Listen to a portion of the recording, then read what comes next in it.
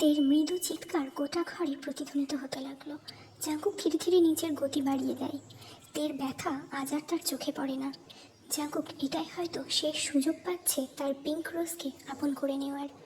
সে তার জীবনের শেষ সময়টা পুলিশের কাছ থেকে পালিয়ে পালিয়ে বেড়াতে চায় না, কারণ সে জানে যেখানেই থাকুক না কেন নিউ অফিসার তাকে ঠিক খুঁজে বার করবে। তাই জাঙ্কুক এই সময়টা তার কিছু সময়ের তৈরি হওয়া গাঢ় ভালোবাসার মানুষটির সাথে কাটাতে চায়। Jungkook, oh yes, slow down, babe. Yes, babe. I can't. কিছুক্ষণের মধ্যে এই জাঙ্কুকের সাহায্যে তার অনুভূতির চরম প্রাপ্তি লাভ করে। এরপরও জাঙ্কুক নিজের জন্য তের সাথে যুদ্ধে রত। দেখতে দেখতে সেও তার ক্লান্তির প্রাপ্তি ঢেলে দেয় তের ফর্সা পেটের ওপর।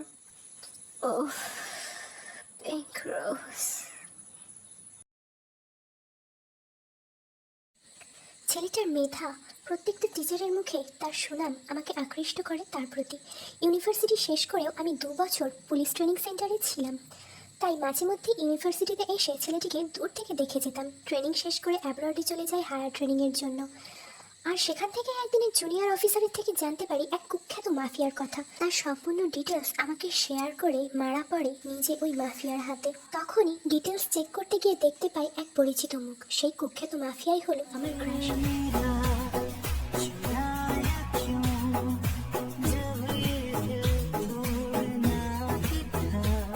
তাই তো মিশন শেষ করেও সম্পূর্ণভাবে তাকে মারতে পারিনি। সবার চোখের আড়ালে এনে রেখেছি আমার আয়ত্তে। Good morning pink rose, come here babe, give me one kiss.